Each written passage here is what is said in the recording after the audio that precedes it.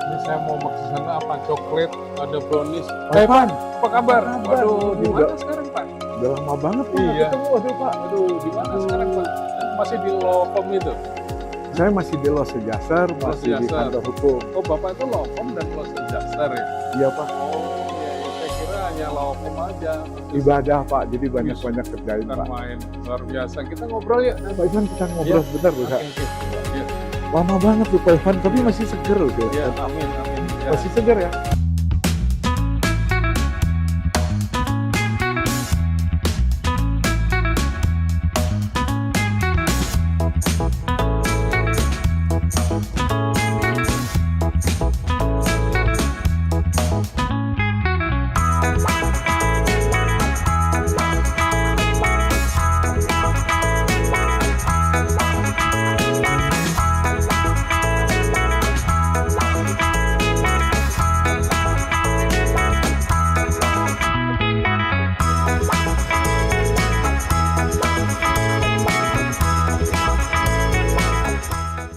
Sore, saya Ivanto Davis dari Insurance Insight Channel. Sore hari ini saya bertemu dengan seorang yang sangat senior di perasuransian. Mungkin berapa masyarakat atau teman-teman dari industri asuransi sangat mengenal beliau.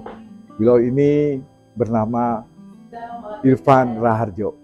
Namanya sedikit mirip-mirip dengan saya. My nickname saya Ivan. Jadi kita sama-sama nih Pak Ivan nih. Oh, Jadi, iya, iya, iya.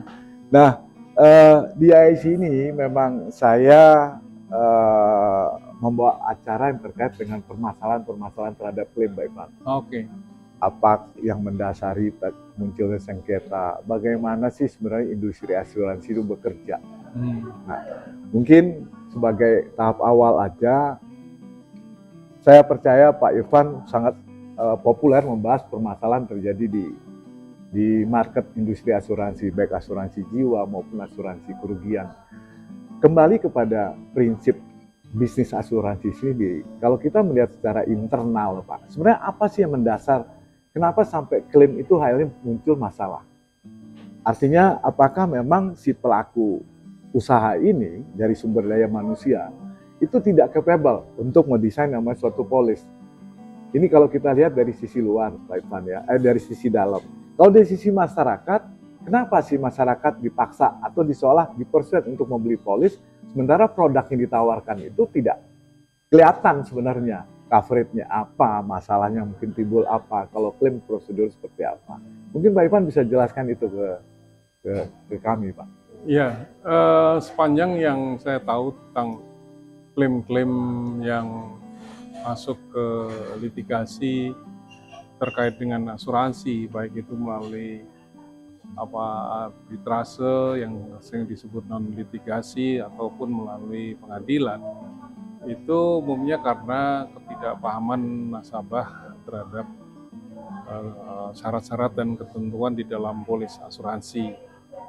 Seringkali yang menjadi dasar dari penolakan klaim asuransi itu karena tidak terpenuhinya asas most good faith atau itikat baik. Itikat baik itu wujudnya adalah diungkapkannya seluruh material fact yang menjadi dasar apakah asuransi mau menang Nah, atau ini tidak. yang maaf Pak Ivan, ini saya potong. Jadi kembali lagi, sebagai pelaku usaha yang membuat produk, yang mendesain risiko dalam bentuk polis, itu kan sudah jelas ya konten terms and conditions seperti apa.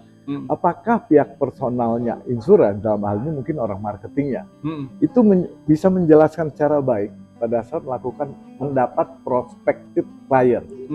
Harusnya kan ini dari pelaku usaha dulu. Ini polis ini saya jual, misalkan polis property or risk, risiko yang di cover itu seperti apa ini.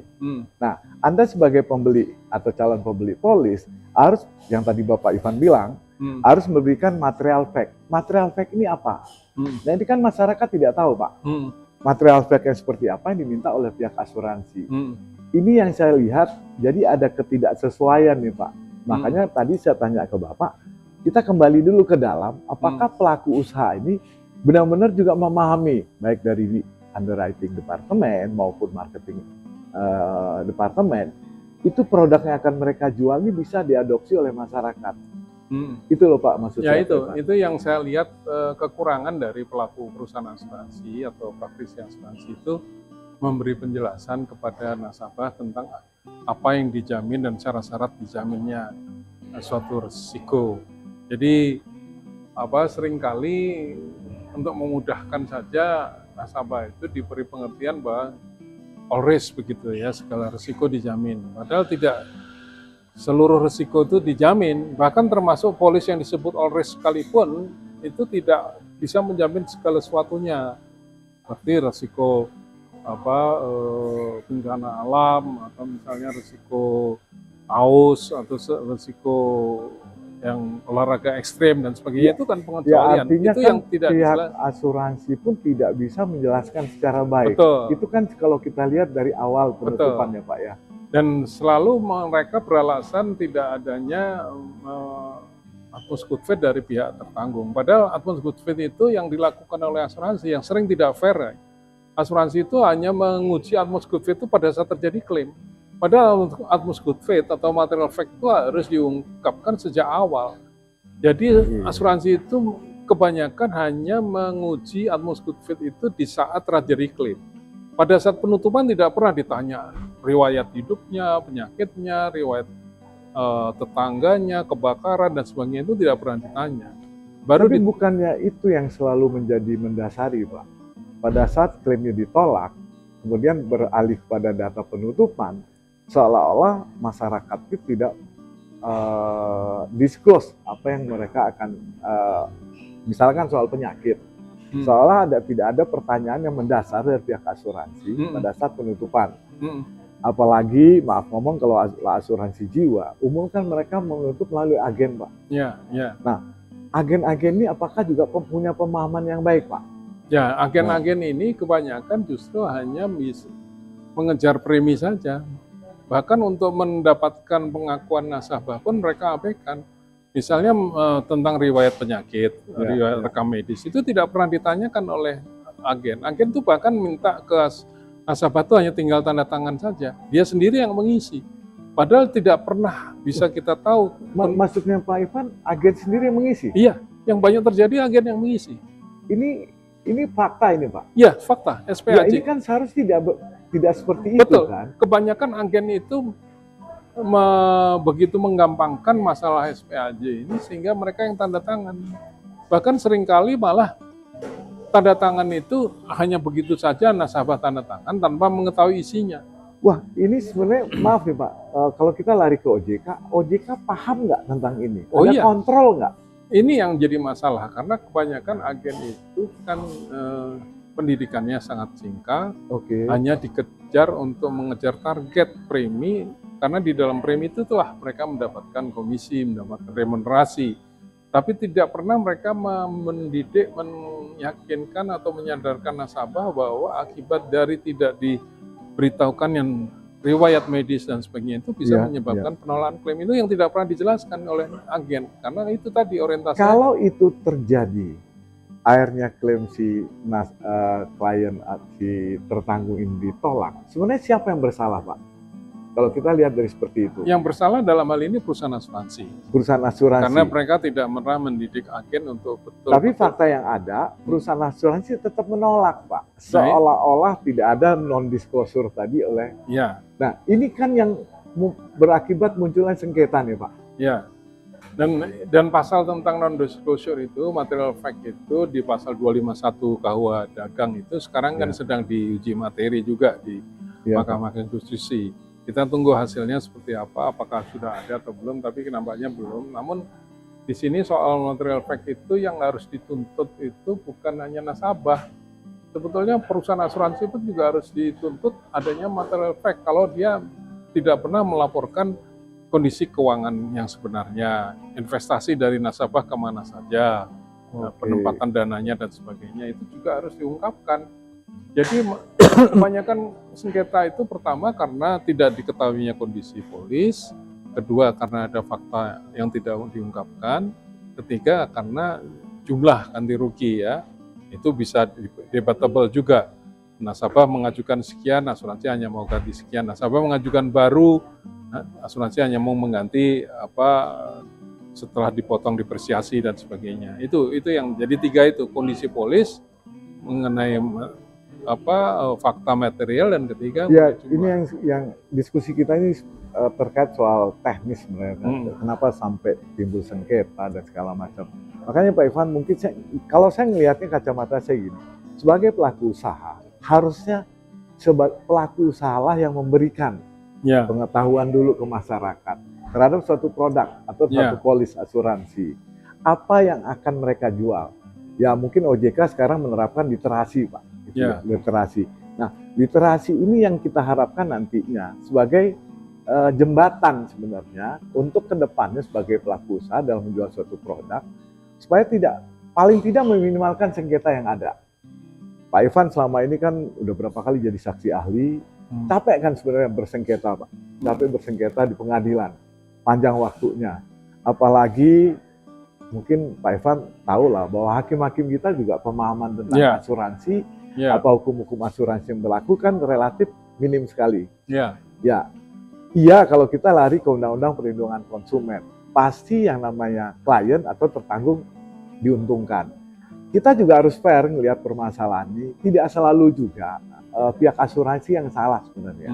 Kita juga proporsional ya Pak melihatnya ya.